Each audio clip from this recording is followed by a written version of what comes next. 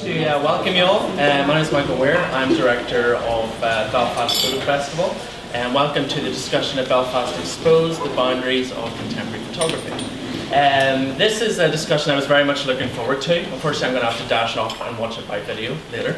But I think since photography was invented, I'm sure there's been many discussions as to where their boundaries actually lie with the medium. But I think in terms of contemporary photography, I think it's a really important discussion to have, because with technology, the opportunities and the possibilities for converging photography with other art forms is increasing ever more, and artists and photographers are certainly using that as well. So I think it'll be an interesting discussion to kind of just see where those boundaries lie, and maybe perhaps touch on where we might see photography go in the coming years.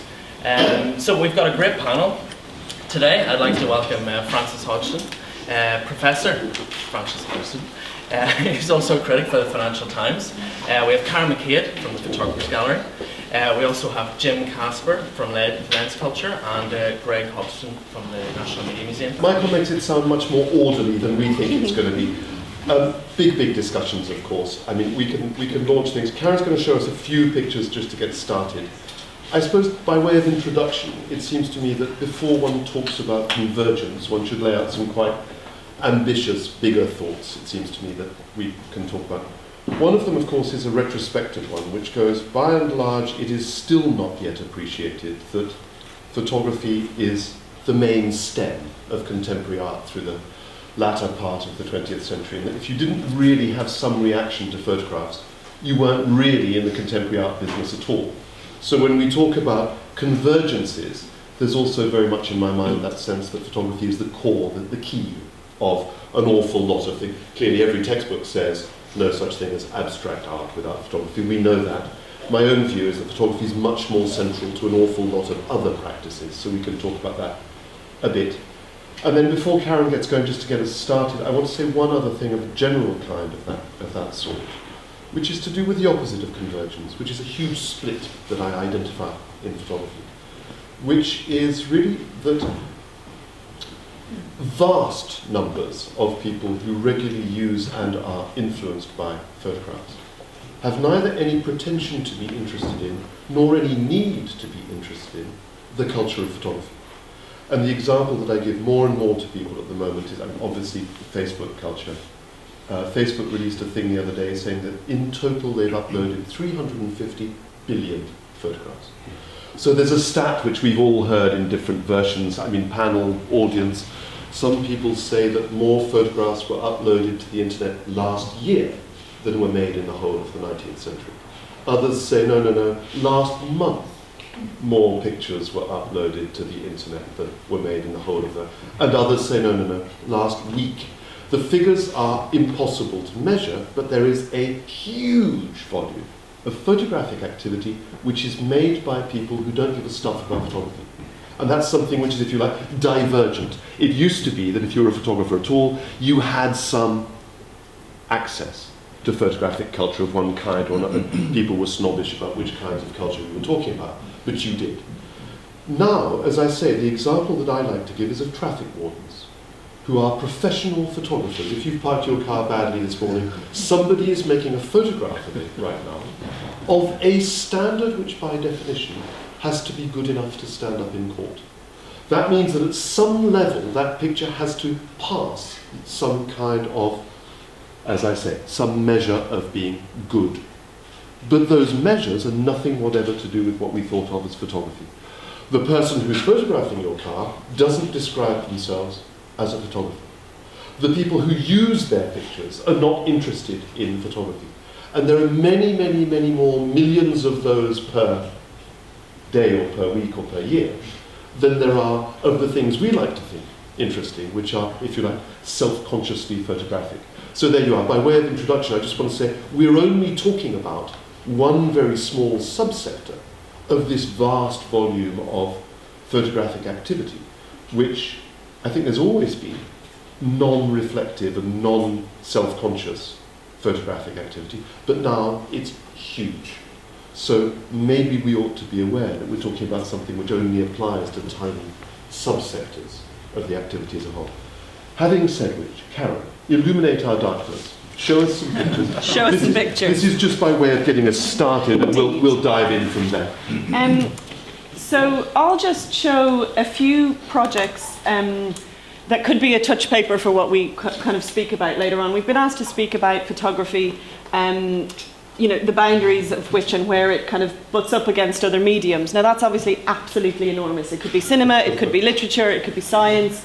Within the realms of this festival, it seems logical to keep it within the visual arts. So I have a few projects that are a little bit about mark making and potentially sculpture, and I'll just share them with you as a way to kind of get our thoughts moving.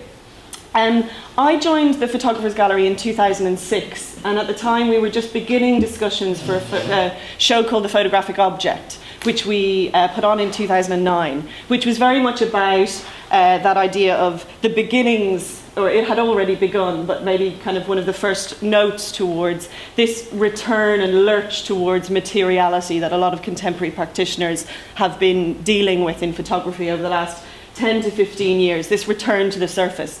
That show was made up of photographs that were stitched, that were punched, that were folded, that were, this kind of return to surface seems very much to me about kind of photography and mark making as such.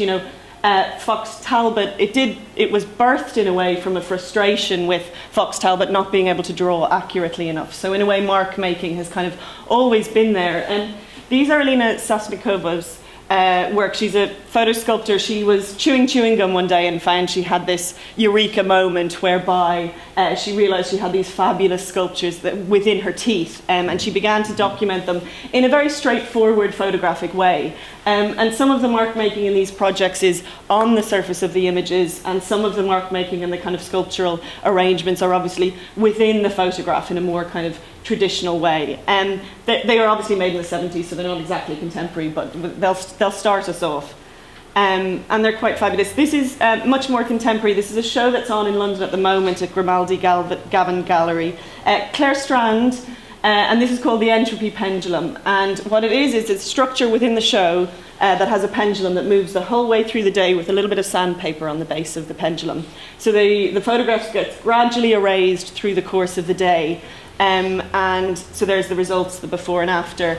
And then through the course of the exhibition, there's 35 days in the show, so she's got these empty frames waiting, and each day another one is. But that idea of erasure and actually marking the surface of the photographic print, which was for many of us at many stages something that, if you're spending time and taking care with a photograph, scratching it was the worst thing that you could possibly do. But obviously a lot of practitioners have been a little bit more violent in a way with the material of photography over the last few years, and that's a nice example.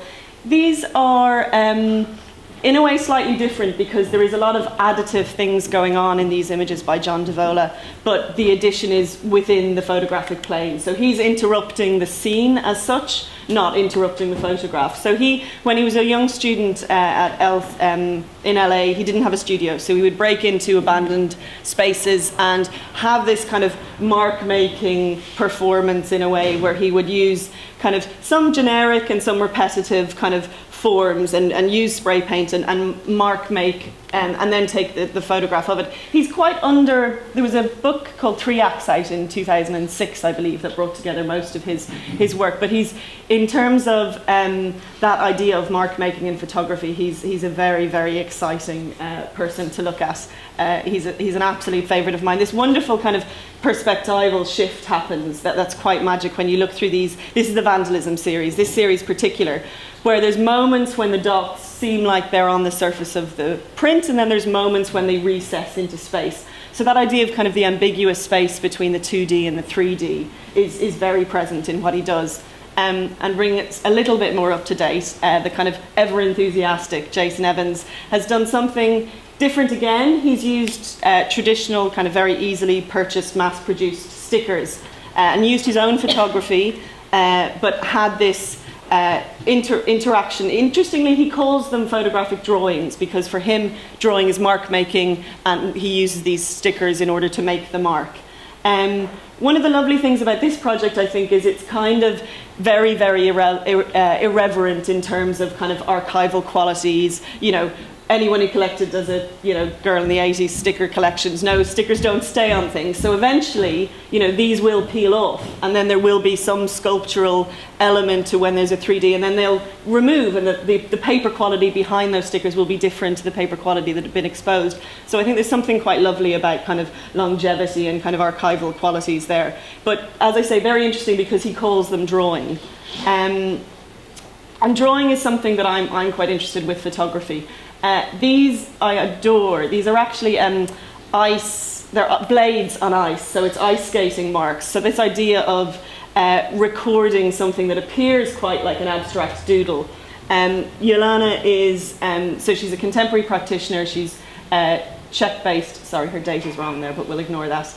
She's a Czech artist, excuse that, born in the USA, that's not accurate. But this idea of making something appear like drawing there's another practitioner, Manuela, who photographs tire marks where, I won't say rude boys, I don't know what the right term is for boys and girls who have, all of their aggressive additions to their cars. But she concentrates on wherever these crazy spins have happened. And when you look at them, they really do look like graphite drawings. And I think they're quite beautiful.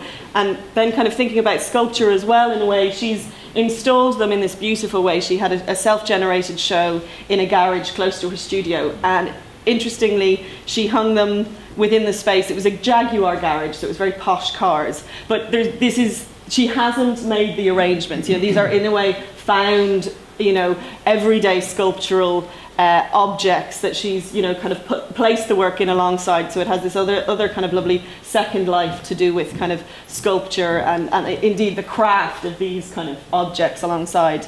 Tom Lovelace, these are quite fabulous. They're very much photographic drawing in the sense that they are photograms. What these are is they're found library panels from a library in Hackney, and they had been window facing, and they would have contained over the years all of the paper notices that would have had, cake sales or kind of reading groups, all of the information, the paper information on what's going on in the library.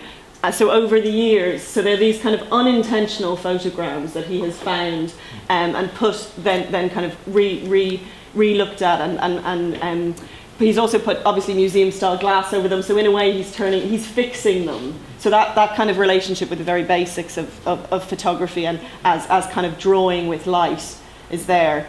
I have a bit more, but I might stop there as... I'm having a nice time. You can carry on as long as you like it, and you don't need to make it as you like. We can interrupt you if you want.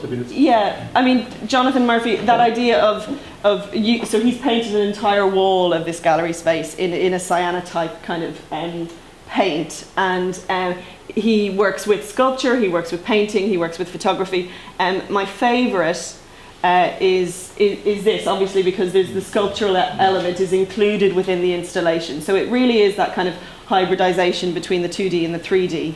And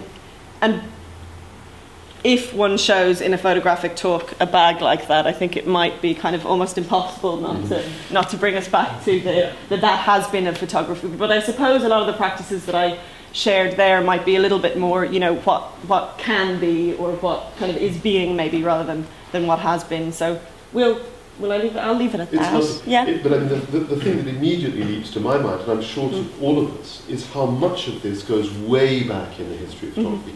And you look at Divola and you immediately start thinking of Georges Rousse doing the same kinds of interference. You think of, Les Krim's painting rooms, you think of Lucas Samaras doing, that all of these things have antecedents. Yeah. And one of the things I guess we can just fling at the whole group of you is that photography has this awkward thing between being very highly cultured and not very highly cultured, and that people constantly think they're reinventing the wheel.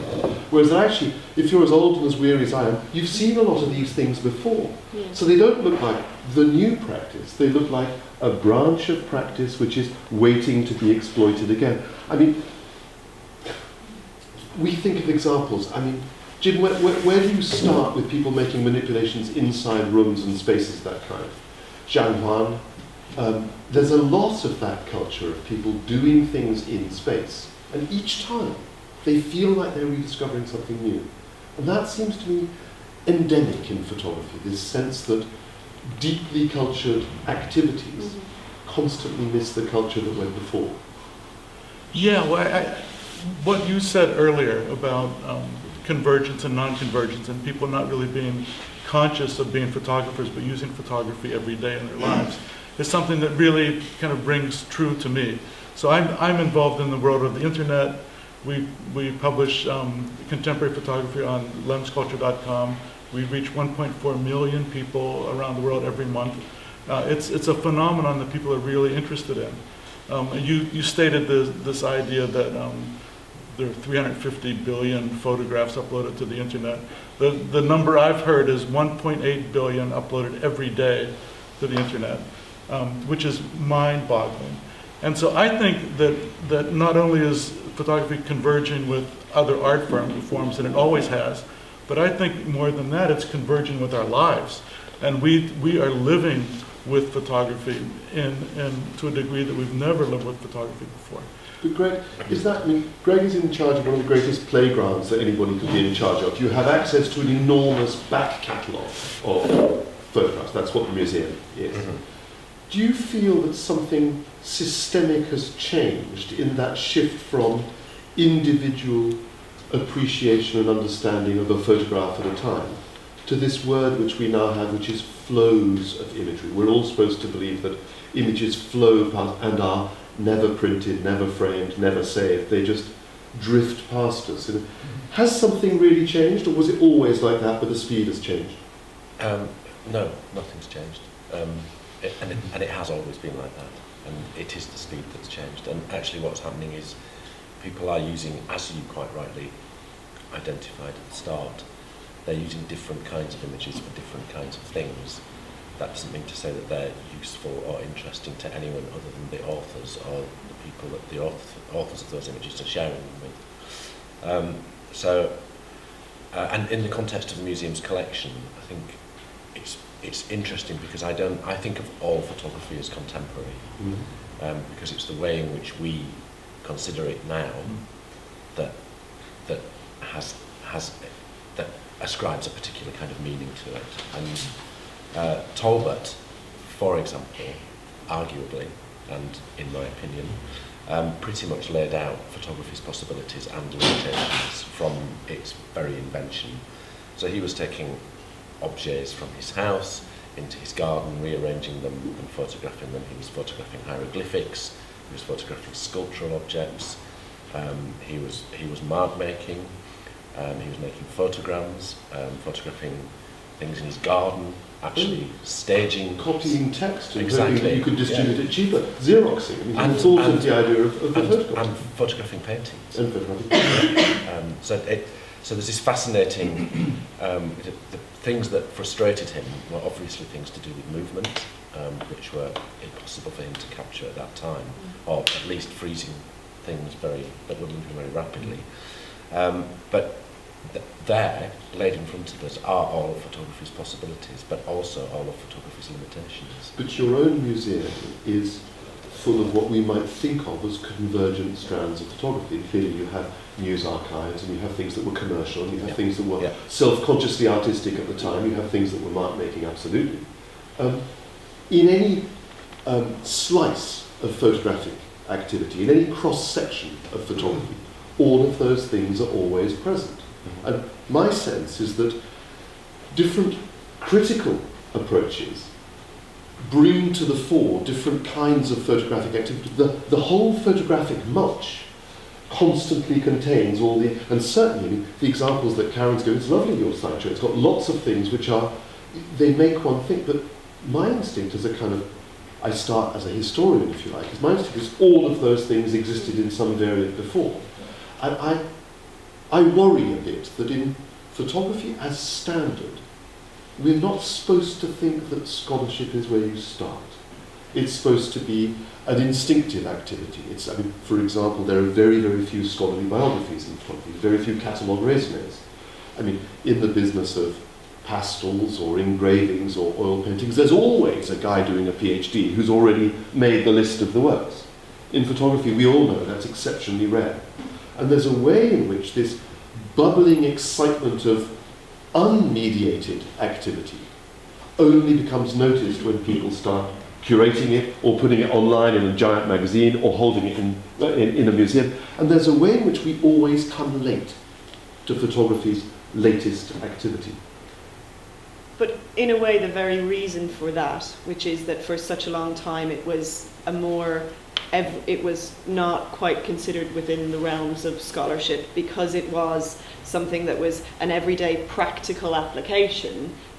For a lot of it, that potential and that kind of that relationship that it has with more everyday activities that perhaps kept it out of the scholarly academic kind of approach for so long is also one of its greatest strengths and excitements and means that, I mean, certainly where I work, I get a great amount of energy from the fact that people come through the door who would not come through the door in other types of spaces, and so I think the reason for that is also one of its strengths, and a reason why a lot of us come to it from all sorts of different kind of realms, from publishing, from the idea that it doesn't necessarily begin in that scholarly way, I think is quite exciting. So do I. And I have to say I have no training of any kind in photography and no training as an art historian, and I'm still at it. And, we can all do that. And that's absolutely common. No, but maybe training and the culture of young people is quite an important place to stop for a second, which is that it seemed to me some years ago that you could do a city and guilds, you were training to be a practicing photographer. And of course many people never pursued the career. But the training was geared at photography as a practice. Now the training seems to me to be geared at everything but. It's geared at curating, it's geared at some kind of critical thinking, it's geared at all sorts of para-photographic activities. But of course, there are fewer and fewer practicing photographers. So we have this very peculiar situation where the culture of photography is all over the place, as we've all agreed, but that actually nobody in a university, in a sixth form college, is training people to go out and be photographers anymore. There are no jobs. There are even very few jobs being salespeople in picture libraries, or there are very few jobs. That photography spawned these huge industries. I mean, immediately close to photography, developing and printing, making the papers and making the cameras. 3 big industries. None of them still exist. Photography then spawned these industries that were a bit further from the remove. Things which could not exist without photography, but were not really about photography. The pop music business, the fashion business, large chunks of the travel industry, certain chunks of the news business simply could not exist. But we don't train people into any of those businesses through the photograph. We train them in travel, or we train them in news, or we train them in... And that seems to me something which photography is always... In other words, photography somehow persists in being a marginal activity in consumption, in training, in delivery, even when it's absolutely not marginal in culture. And that seems to me kind of the opposite of convergence, if you like. It's this photography spreading into every zone of human activity. But, when I was a kid, a person who didn't know what they wanted to be read English. Now a person who doesn't know what they want to be reads something visual. They get a degree in something. And we've got this vastly literate visual culture producing nobody who's employed in visual businesses. And I find that a good place to stop and think for a bit. If people get a formal education in photography, I think what's happening is kind of what happens with people who are growing, the millennials who are growing up with digital technology as part of their everyday life. I think that people today absorb and use photography as maybe the most universal language on the planet. It's something that crosses all boundaries, all economic strata, all levels of education. Everyone understands how to look at a photo and what a photo means. So I think the question, maybe I just tweak your proposal a little bit, is more how do people become fluent using this language? And do we train them, or do they train themselves by absorbing, by going to museums or curated shows or reading critics in the newspaper? How do people make really interesting work like this fruit bag hanging on a wall? Suddenly that transforms. I think they see it by example, and then they copy it and It's they run with surely a it. question for Greg. I mean, you have a museum, many of whose visitors are kids on school trips and so forth, who don't have that fluency yet. What are they being exposed to that builds fluency in photography, which is different to building fluency in society, which the museum is also delivering? Well, I'm happy to say that we're very poor at doing that.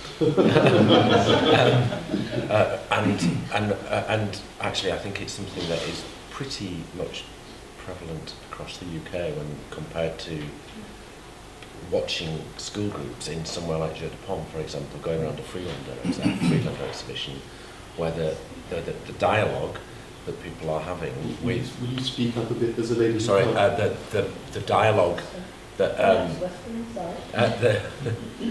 the teachers are having with the children and the photographs is very sophisticated compared with what you tend to see in the UK, which is frankly embarrassing most of the time in most places, especially around photography. And I think that's because there is something missing about how seriously we take photography in the UK still. We all agree with Karen, you work in an institution that has a huge educational remit, and that much of its funding comes from Indeed. the promise of education. What's your view about how one reaches people, how one gets this fluency? It's a perfect word, was it Jim who used the word? It's the perfect word. Where does fluency come from? Well, I mean, where I'm most excited often with school groups is when it's not a photography or an art teacher who's leading them around, but it's a geography teacher, or it's about actually embedding it in so many other parts of the curriculum, and that's why we have such a multifarious medium that has the potential to do that. So ideas like young children who English isn't their first language, using photography as a tool to increase other literacy skills is incredibly successful when done properly. And actually, if our educators, and especially our young stage educators, can be perhaps given the tools whereby, as teachers who don't come from a photography background or a fine arts background, can feel confident with a group of youngsters in bringing it into their specialism and their area. Actually, for me, that's when often it ignites a little more interestingly, certainly, and usefully. Do you feel, it's a leading question, but let's see how you feel, that photographers themselves are a little bit defensive about the culture in which there's a worry. I don't know how to express this properly, but there's a worry for photographers. They do things very specially, they frame them big, they put them on Diasec, but when they're found on a Google search page, their stuff doesn't look very different from the mountains of stuff that are all around. I find that more and more photographers are acutely defensive about their status as photographers, because it's very hard to say that their stuff is qualitatively better. So we need to have a conversation about better, but also a conversation about confidence. But I mean that's leading a movement back to like the retro trend for analog processes. That nervousness is evidenced in a way by skilling yourself up in a variety of ways that the craft of photography is not available in the same way that a smartphone is.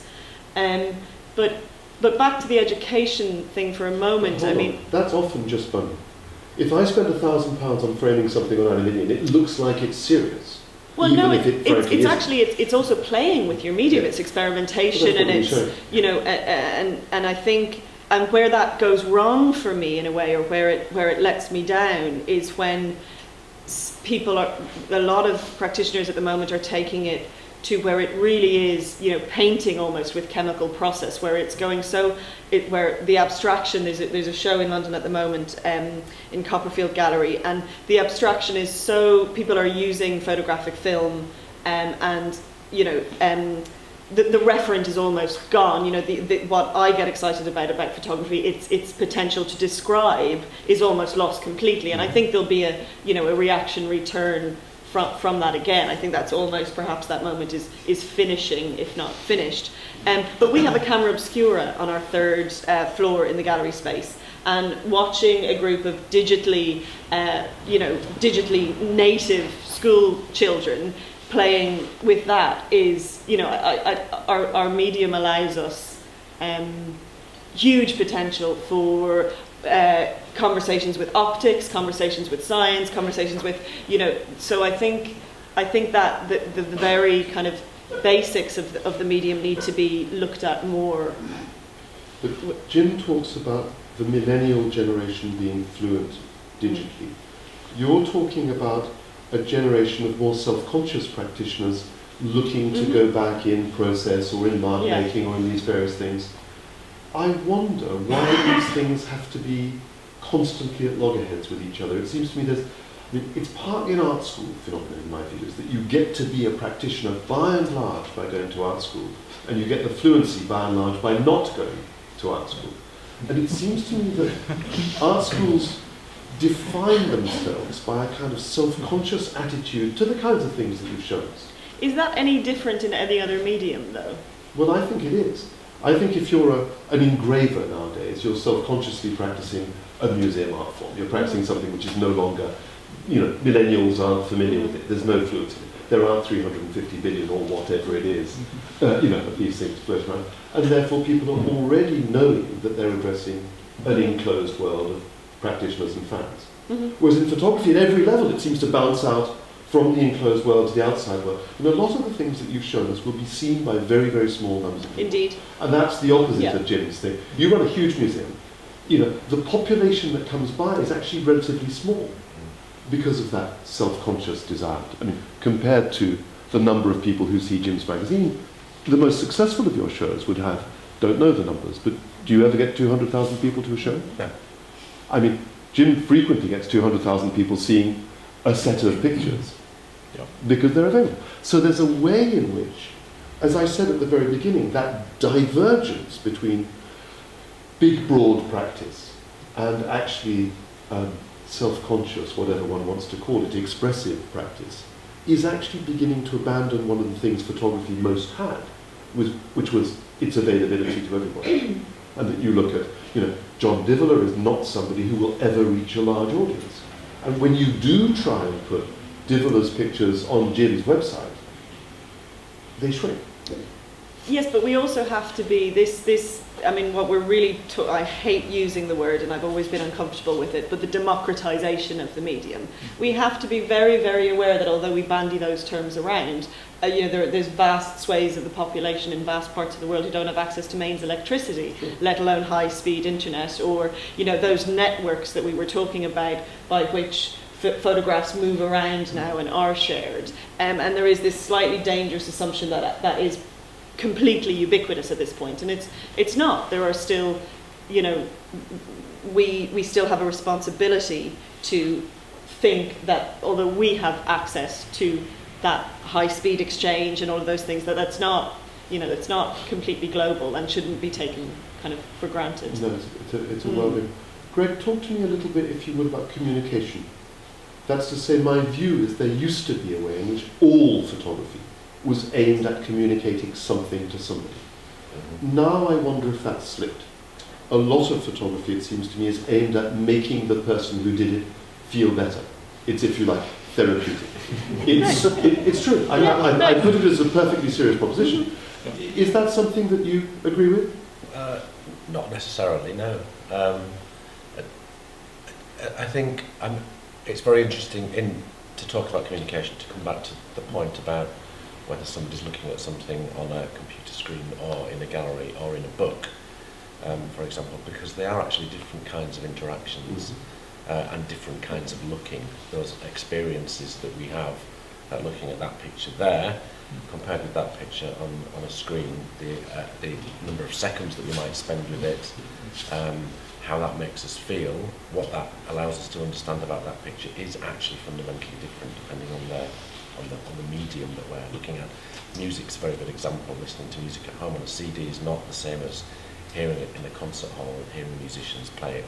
And I think there are interesting parallels also between photography and writing. In fact, writing's experienced this complete shift because anybody can write anything and communicate it across the internet and through various other means. It doesn't now have to be written necessarily on a piece of paper or be in a book. in order for people to buy it and read it and enjoy it. But that doesn't make books necessarily redundant, or at least novels, for example.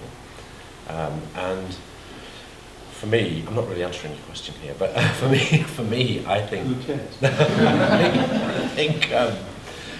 I think what interests me about photography and what makes particular kinds of photography interesting to me is ideas and the fluency with which those ideas are expressed. And I also think it's important for me to find work interesting, or work that is elevated beyond beyond the plethora of images that we're surrounded by, is actually some kind of intelligence as well.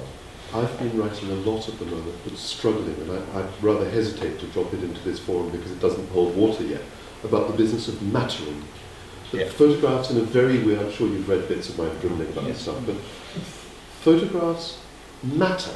The mattering can be put into photographs at different stages of the process. Mm-hmm. But once they have it, they keep it, Yeah. which is a very, very odd thing, that a completely vernacular and trivial photograph that gets put into a museum show, has a caption written about it, is put next to some interesting neighbours, acquires mattering. That's to say, it acquires the transmission of importance. Mattering is a very, very odd word anyway, because it doesn't either parse or conjugate correctly. But I find that where you say finding things interesting, I talk about mattering. And that leads me to ask all three of you about the business of standards. That clearly it used to be that you could say your drop of water is perfectly in focus falling off the end of the rose petal, and yours isn't, so your picture is worse than that. That was one set of standards. F-stops and apertures and whether your tripod vibrated, that stuff. There's another set of standards which are about communication. There's another set of standards which have nothing to do with that at all, simply about distribution. Where do we start to say, as I think I still find it necessary to say, that picture is not as good as that picture? Where do we start to say, it's okay, in this plethora, this flood of pictures, you don't need to look at those ones because they're not as good as those ones? Where do standards come from? Karen?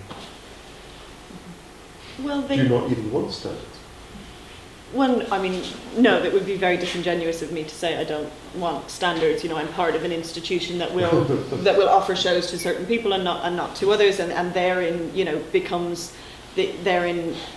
lies the kind of deification of certain people, and I think,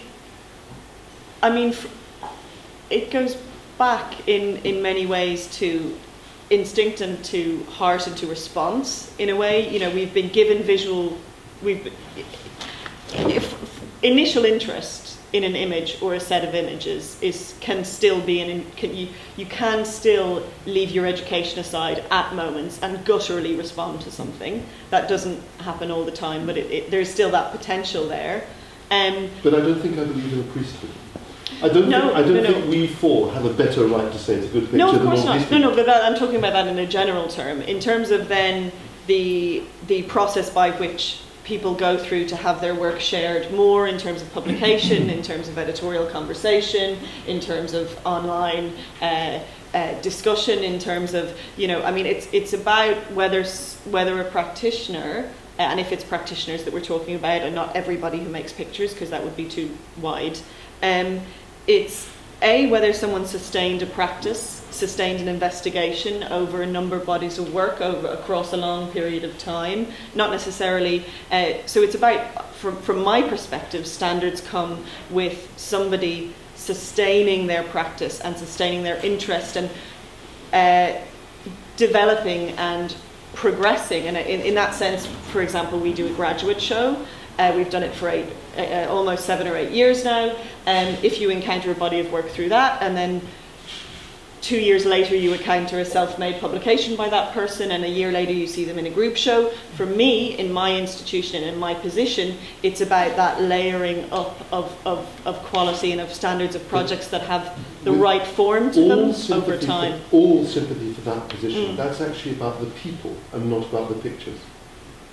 Greg, what do you think? This question of standards, if you like, in every other medium, people are confident to say that's good writing or bad writing, that's a good sculpture or bad sculpture. I know it's fluid. In photography, somehow we seem to fall back on these kind of arguments, which is the progression of the practitioner, the seriousness, the awful thing of clicking of, oh yes, they had a show at Gagosian, they must be good, or they've been dropped by Gagosian, they're not as good as they used to be. This is weak standards. But you can still be sucker punched by a picture and have no idea of the progression of that individual. But that's where I come to this thing about mattering, is it seems to me that somehow, I mean, the example I'd give you would be Eric Kessels, who's a Dutch, originally advertising man and designer, who picks up completely vernacular pictures. They have absolutely no importance to anybody until he goes through a process of editing and choosing and republishing, and they become important pictures. I hesitate to use the word, they become good pictures, having been trivial before. This seems to me completely normal in photography. It can happen all the time. And yet, none of us agree why Eric's picture of Mrs. What's-Her-Name shooting, he found a series of pictures of a famous woman who went to fairgrounds and shot herself every year, and when you hit the target, it takes a picture. This was an automatic process in fairgrounds that still exists, but is rare now. He published a book of this lady doing it for 64 years, Yeah. is it? I can't, 68 years or whatever it is. It's totally trivial, but it also acquires sociological relevance, some kind of emotional zing, some kind of pep and life and heft to it. It's a fantastic set of pictures, I'm telling you, fantastic. But we now know her name. She's called Bettina Vos. But that's the point. The individual photograph doesn't matter anymore. I think it's the idea, it's the story, it's the collection, it's the visual storytelling and all the sociological impact that is compiled when you collect these 64 years of banal photographs and say, wow, I can look at this woman's life now. I can see her growing up, changing year from year. I can see how the clothing styles are changing. I can see the changes in technology of photography because we moved from black and white film to color film. I can see how the 2-year gap when the war occurred as well. Yeah, there was a 2-year gap when they didn't have carnivals. So you like that string of self-made portraits brings to it like a whole history of the world around this woman and makes it really interesting for us. So it's not, I don't think it's a standard of the printing of the photograph or whether it's in focus or whether the f-stop was set correctly. I think it's more the idea that people really connect with a moment in time that's been captured with a camera. And it's similar to what you were talking about with the museum. I think if you go into a museum that has an exhibition of paintings and modern art, it's really quiet in the whole exhibition hall. People don't know what to say about a big gray painting. It's like you feel pretentious and you're not educated enough to make a comment. But you go into the next exhibition that's filled with photographs and it's really noisy and people are talking to each other and they're pointing to them. They're not talking about the quality of the image. They're saying, my grandmother had a stove like that in her kitchen. I remember that. Or I had a tricycle like this one that, in this picture. I can't believe this picture is worth $1.3 million. But as much as we might not like the idea of the democracy associated with photography, we all feel like we own it and like it's part of our lives, and we don't have to have a degree or a PhD in photography to have an opinion about it and to talk about it. So I think it's less about, I think standards are going to be flushed away, and it's more how can you kind of string together a bunch of photographs in a way or present them, package them, put them in behind museum glass so people think about them and respond to them. So it's more like what's your words in a string. You're responsible for one of the nation's great collections. Do you chime with what Jim's described? Yes, yeah. I think there's a huge amount invested in looking at photographs from us as individuals, which are entirely to do with our emotional rather than intellectual response to it. And I think one of the ways of talking about that is to talk about two of my favourite images from the collection very briefly, both of which are entirely different. One is by Chris Killip. It's from the In Flagrante series. It's called Boo on a Horse. I don't know how many people are familiar with that picture. it absolutely aches with melancholy. You have to describe it. It's a really difficult thing to do. Describe it for the people who haven't seen it. A boy is sat on a white horse. The boy's head is turned in one direction, away from the picture, so you can't see his face, just his hair. The horse's head is turned in the opposite direction, and they are on a bleak beach. It's black and white. Boy's wearing a duffel coat. The picture is held together in the very centre of the picture by the white toggle on the boy's duffel coat, and it is one of the most melancholic pictures I have seen in my whole career of looking at photographs. But is it melancholic in beautiful. Is it melancholic because the series is melancholic? It's as an individual picture. I'm talking about this as an individual picture that has cinematic qualities, but this is me looking at the picture. The other is a series of 2 photographs which are tragic but comic at the same time. They're in the Daily Herald archive. There are 2 children sat astride a donkey. Both of these children have been murdered, so it's a family photograph which has been rephotographed by the newspaper's photographer, and it's abject. And curiously, in the photograph, the donkey is in what looks to be a backyard of somebody's house. There's a corner of what looks like a backyard with the bricks behind them, and the caption is on the back, and the picture editor has written, dull, please paint in seaside scene. And so in the second picture, the picture retoucher in the newspaper office has painted a beach in and a skyline behind this donkey to actually place these 2 smiling children in a more sympathetic setting for the viewer, to make the viewer, when the picture's published in the newspaper, be more upset at the tragedy that's happened to these 2 children. And even on the second picture, there's another little bit of writing, and I can't find what's happened to this, but it's straighten beach. But what's interesting for me about that picture is immediately you're thinking about the fate of the 2 children. You're thinking about photography and manipulation, and what it is that we're looking at, and the press and honesty, and so on. And then also that very sad thing of looking at photographs, this kind of Barthes thing. Not that I want to get into that, especially here, but this idea that actually photographs that have people in are often, when we're looking at them, photographs of people that are deceased or will be at some time deceased. And so it has this incredible tug looking at photographs. And yes, so I do agree with what You've described with great eloquence the strange soup, which is partly analytical, partly historical, partly emotional, of our reactions to a picture. Would you say that collectively, as a society, we're good at reading photographs? We're good at reading photographs in the way in which we want to read them. Right. We're not necessarily good at reading photographs in the way that me as a curator or you as an academic and a writer would want to read them.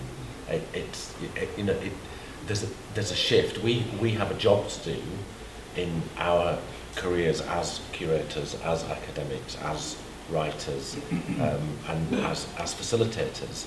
And in order to do that job, we would like people to respond to photographs in a very particular way. Whether they do or not is not always up to us, and that kind of response might not be the one that we want to.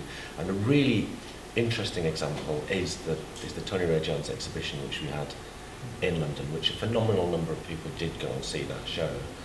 But they were responding to those pictures not critically as photographs, but actually in that way in which Jim was describing, it was about nostalgia.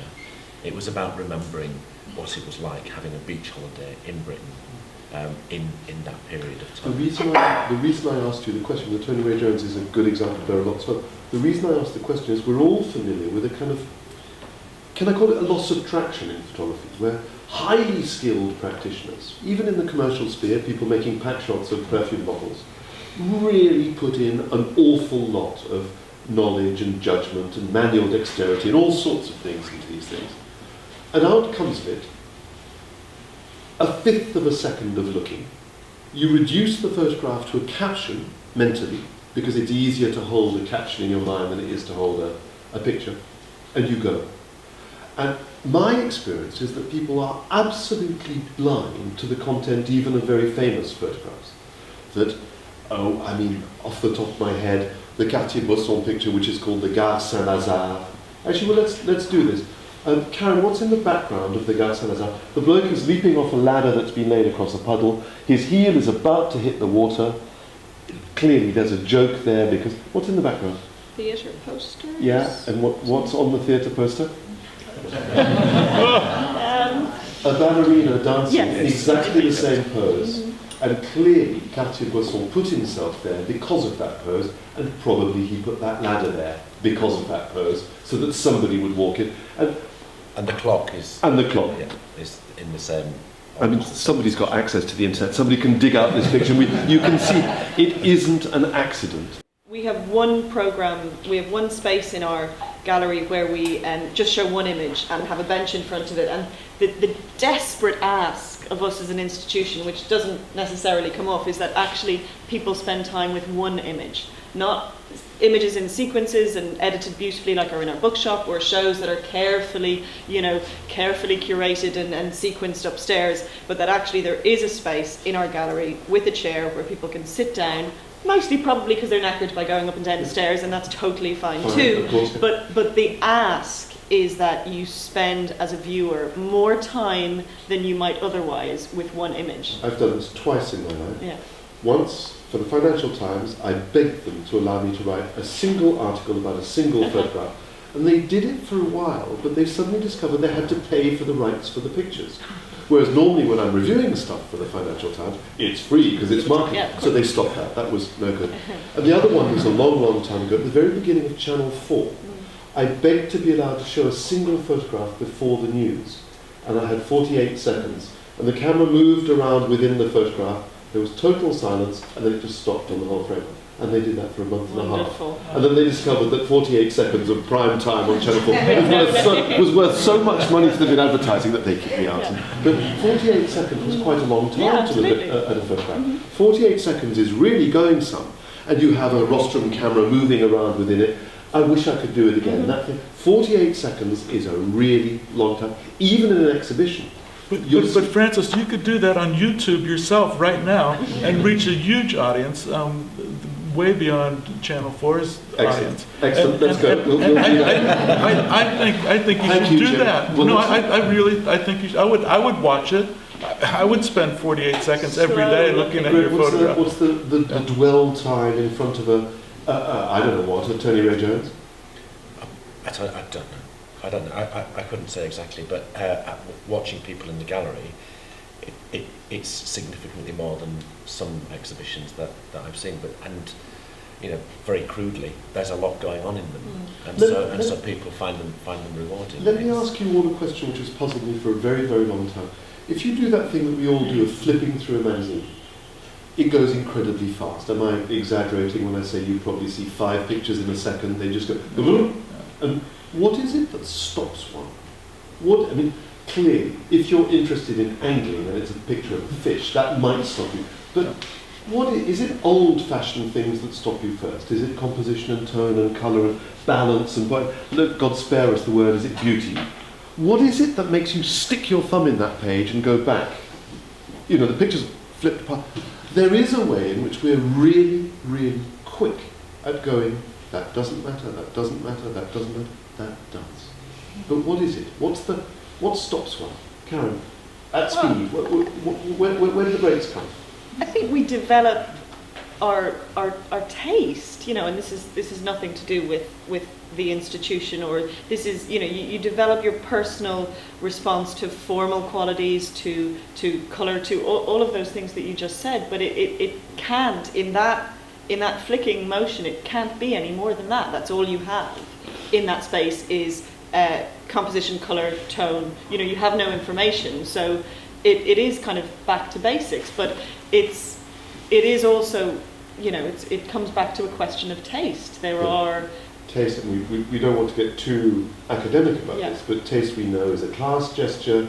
Taste is identifying oneself as being part of the gang one wants to be, and so on. It's Torsten Veblen and it's Immanuel Kant, and we can do all that for taste.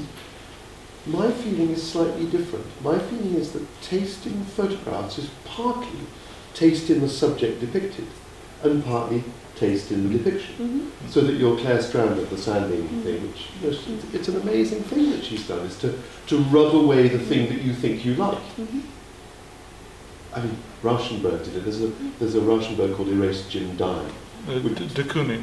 Is it Erased de Kooning? Mine was Erased Jim Dine, and famously it sold for more than Jim Dine. Yeah. Which markets, we can talk about markets in photographs some other time. Taste. But taste, I suppose maybe I mean more like pull towards colour. You know, you're compelled towards certain things as a visual individual. Well, then take it. Because I guarantee if you and I have the same magazine in front of us, you know, our tastes may converge in many spots. But with with that, you know, momentary glance at something, you really only have its makeup, which is colour and form. It's a big, big question. Yeah. I'd like to ask a question to the group and just change it a little bit.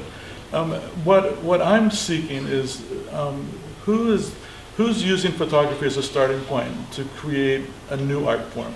Like who's going to create the hip hop of photography? Who's going to create the jazz of photography? Or is someone doing it now where they're bringing in all these different elements, but they're using photography in a new way that kind of excites everyone and then kind of creates its own art form? I mean, have you seen anything that has really excited you, like about a new way of using photography? Yeah. Can you talk about it?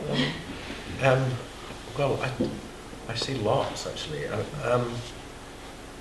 Maybe that is an interesting thing to talk about. I think, well, I see a lot of photographs. I see a lot of photography, and different kinds of photographs excite me in different ways. Yeah. I'll just pull one example out of the air. I've been working with a Dutch photographer called Hedy van Epp, and she pointed me in the direction of a Dutch photographer called Jan Hoyk. I don't know if anybody knows him at all, who makes extraordinary work. It's quite controversial. It's funny. It's playful, it's performative, he does quite unusual things. He meets people on the street, he invites them back to his apartment, he has He has them play out certain roles, which are controversial ones often, and photographs them and creates this dialogue around the pictures. It's extraordinary, and I haven't seen anything quite like it. Obviously it pulls things in which I've seen from other art forms and other kinds of photography, but not you know, it's not new, but it is original. Yeah. Jim, let me turn the whole thing around on its head. It used to be fairly routinely said that British commercial photography was the best in the world. Okay. My view, I think, is that commercial photography has become very much less imaginative than it used to be, because there's been a shift as a result of the digital revolution, which goes, the customer is present on the studio floor, on the set, and the customer's going, no, don't do that, do that. And commercial photographers who used to be kind of trusted art directors for the brand or the product are now camera operators for somebody else who has the idea. I've been worrying away at this idea that in this divergence that I described at the very beginning between vast numbers of people who aren't interested and small numbers of people who are in the culture of photography, there's a new practice, which is to be a camera operator and not at all to be a photographer, to be only there to be a mechanic. And I see that growing. Actually, it's leapfrogged that. I'll give you two examples. One of them is from the fashion industry, the other one is from the automobile industry. Both automated. The photographer disappears completely. Yes. Automated It's photography. scanning now. Yeah. New cars are CGI. Yeah. So from the fashion, there's a photographer named Laura Jade, and she's a decent photographer, in my opinion. She's okay. She's not breaking any new ground, but she's brilliant at social media. She has millions of followers on Facebook and Tumblr and Instagram. So she gets hired by Nike for a decent sum of money to take a picture of their new line of shoes. And Nike buys the front page of Dazed and Confused, so hip and trendy magazine. But they don't care about Dazed and Confused, and they don't care about Laura Jade's photography. They care about Laura Jade's audience. So they're buying her media reach. So instead of becoming a photographer or a technician, she's the broadcaster of this brand. And then so she'll put on her Facebook, oh my God, I just saw the newest Nikes, from my shoot today. Here's an outtake. And she'll get like 5 million hits. And Nike is just going to the bank with that. The second example is Mercedes-Benz. They wanted to launch a new entry-level car that would appeal to young people. So they found the 4 most popular Instagrammers in America and said, we're going to commission you, we're going to pay you for a month. We're going to give each of you a Mercedes E. We want you to take road trips, take pictures, post to Instagram. The one who gets the most likes gets to keep the car. And then they opened it up to the public, saying anyone else who wants to participate, the one who gets the most likes gets a Mercedes E-car. They eliminated the advertising agency, they eliminated art directors, they eliminated any kind of creative strategy. Is completely driven by the masses, and it was huge.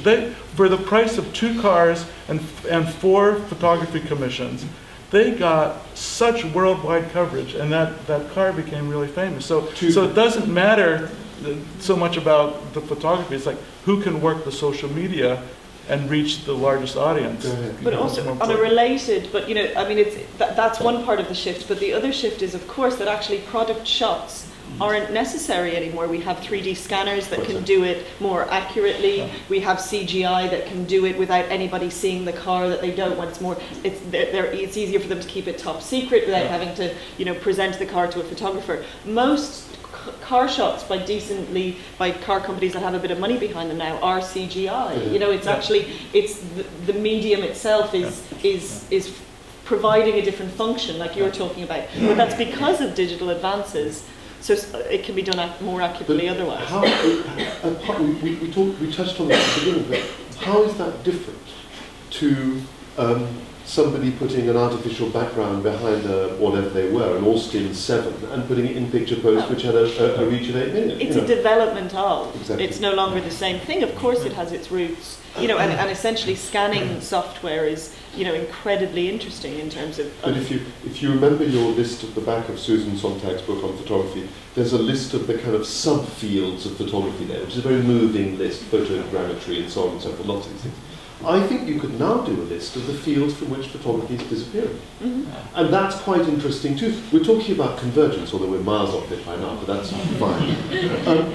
But the idea that photography is no longer the principal tool in photographing cars, which after all, the car industry, if you want to put it this way, is right in the middle of the military-industrial complex. And it's actually one of the ways we define ourselves in the West, is by cars and the pictures of cars.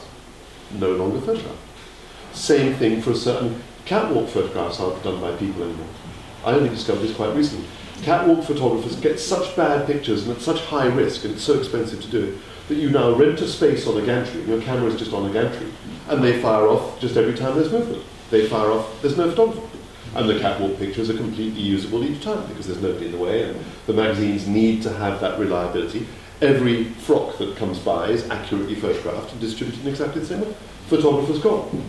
Same thing from certain kinds of medical photography. The photographer's gone. It's now some kind of scan or some kind of automation. It's quite interesting to an audience that's interested in photography to actually realize that photography, in spite of what we're describing, is actually shrinking away from certain activities which it's no longer felt to be the prime way of doing the thing to make a visual result. But that's technological advancement, which has always propelled the medium into newer and different moments. Sure, but it's not something to lament. If you look at other, Greg was talking about writing. If you look at other media, it's been standard for the historical and critical, and if I dare call it, the cultural understanding of the medium to be at a very high level before things dwindle away. In photography, we still carry that business of it being not quite central, a bit marginal, not quite respectable, not quite proper, all these very Victorian things which are simply the legacy of photography being done by machines anyway. And as it drops away from being by far the most important medium of the latter part of the 20th century to being something else by the midpoint of this century, it seems to me very odd that the analysis, the appreciation, the what you might call deep culture has lagged so far behind what you find. I mean, if you look at the cinema's younger than photography, but the normal thing for all of us when we go to the movies is to have some kind of a cultural discussion as we leave a movie. You talk to But your we're friends showing about... our age now. Young people don't go to movies. They They, don't go to download them on their laptop That's with the day that they're out at the cinema. So we're, it's not exclusive. It's, those networks that we're talking about how photographs move around, are applying and drastically changing the music industry. They're drastically changing the film industry. It's, we're not so special. No, we're not. But both of those things are quite comfortable to say people have some tabs on what's good and what's not good. Whereas we, and I guess this is where we started, we don't have that. We have a free-for-all. You call it taste, Jim calls it reach. We don't have a shared vocabulary by which we can say, that ain't a good picture, and that is. And that seems to me a very odd thing for something which has been around so long, and with so much attention and so much thinking. It's just a very... I don't have an answer. Does music have that? I mean, It's more like a shared vocabulary. No, it doesn't have it as a pure thing. It's more like a people... I mean, popular things that are not, people, that are more part of everyday culture, like photography is, in terms of the cinema or... I think so. I think people are more comfortable talking about the cultural analysis that they make of those things. Even if pops on, what you end up talking about is the other ones that it quoted before. There's a level of cultural shared attention on these things. We need to open it for some questions, ladies and gentlemen. We've talked about all sorts of things in no particular order. I suppose I should apologise, except that I quite enjoy talking about all sorts of things in no particular order. Hit us from whichever angle you like. We'll try and answer as many questions as we can. We're well aware that there's an awful lot there, that's, some of which we've just skidded over. Go ahead, don't be shy, speak up. Let's see which bits of all that conversation shock you or appall you, or which bits you want to follow up on it. I was quite surprised that you haven't mentioned the memories that all of us had in our that formulated our things. When we were describing us go to a magazine or go to a gallery, and one would spend more time in one image rather than another. I think it's probably because we share some sort of memories or aspects in our experiential world that kind of intrigue or stop us for a long time to scan the image. Greg, it's surely one for you. That's a collections question. It's not a question really. Is it a question or is it an observation? Yeah, more surprised really that you didn't come across to your fault. Why you spend more time in one image rather than another. Well, you mentioned this. I think that's what I was saying, is that it's very much about what we bring to that looking as individuals. Absolutely. And I think you were saying, Karen, also that in terms of what you or any of us looking through a magazine might stop and look at is entirely dependent on our own experience, our own knowledge. But I certainly think that the Tony Ray Jones example speaks directly to the idea of memory, and memories that are kind of triggered by looking at a photograph and, oh yes, I remember going to the beach in the 80s or in the 70s or whenever that was. So yeah, 60s, yeah, sorry. But yeah, memory is really at the core of photography. I think it's one of the things that probably won't go away until we get away from representation completely. Let me elaborate a little bit from this one. Because there is an exchange of memory. Recently, I'm really kind of intrigued by this idea of the encountering with an image, be a performance, in the sense that you revitalize your own memories and suddenly you kind of revisit or reenact something that happened to you. Would you agree? It's drifted into your territory. I smell. It's more. I mean, I I think it's kind of been said, to be honest. I mean, I completely agree with what you're saying. I don't, but I think, I mean, yeah, no, I don't really. Yeah, no, I take the point completely, but I don't know. Is there a question in there? I guess. Yes, sir. Just very briefly, I've come away from Francis's remarks. A wonderful sense of the the fragmentation of human beings in this time dependencies, and the framing of our lives, our experiences within the static image, because we're so much more complex and fragmented than that, the language of photography is forever stymied. I'm sort of reacting and go by your leading, your buildings, to want to offer another state destabilization, which is, as I understand, the foundations of your questions, by saying as if we are spiritually beings, or a dimension of ourselves which aches for meaning and understanding, but which cannot be framed or fully understood within human finitude, within the here and now, then I get, sorry, do you want me to finish? then I get a wonderful sense from the professor of the fact that we have to go away piecemeal, fragmented, disorientated people that we came into the setting with, to go away with that sense that we will not know the language of the fruitfulness of what we do and what we depict and what we say, because we're not able to look in the totality of time's existence, given the boundaries and finitude of our existence. So are you saying that the photograph, by slicing time up into little manageable parcels, yes, makes that digestible for people? It makes it so ambivalent and undigestible that however much we pre-digest and pose order and conformities in an image to make it readable, I have, to answer the second part that really touched me, was that, which was to do not with art, and which was to do with the subject matter. Sorry, the answer to the question posed could be one of leave art and the ambiguities to one side and the elitism, and follow the visceral or gut reaction one has to the question which was offered as to the flicking of images, and this inability or ability, the question posed as to how we criterialize what we're doing or analyze what we're doing, which is to simply say that as someone who's wondered what moving to take the clue for the meaning of the mess which you point out, which is this morass of still images, which is to say, what do we do viscerally when we're looking at TV images, or what do I do, or confess to do? Namely, quite simply, park the difficult institutionalized form, critical mind formation and stuff, and say to oneself,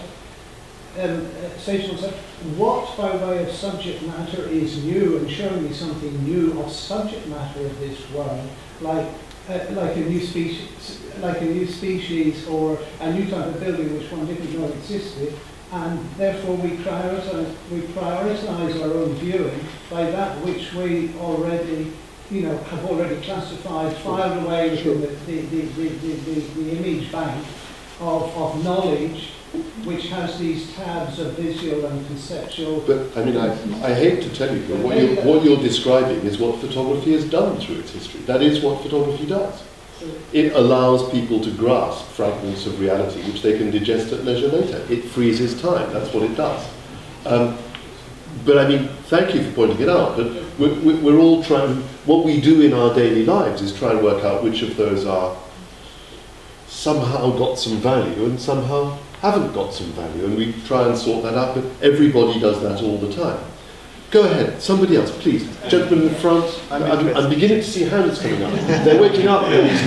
Go ahead, sorry. I'd be interested to hear you talk a little bit about the role of the museum or the gallery space, because there's a lot of talk about, say, the the production of the image and what's being made at the moment. And then there's a lot of talk about how it's seen, or where we stop, how we look at images, and how many views, and sort of the number of people walking into the gallery space. So, you know, like, the importance, has photography outgrown its home of the gallery? Maybe. Don't look at me, look at Karen for a start. Greg will shout something at you. I mean, there is definitely something old-fashioned about asking people to physically encounter a photographic print. I would be working in the wrong place if I thought that that wasn't still valuable, to use that word. Of course it's changed.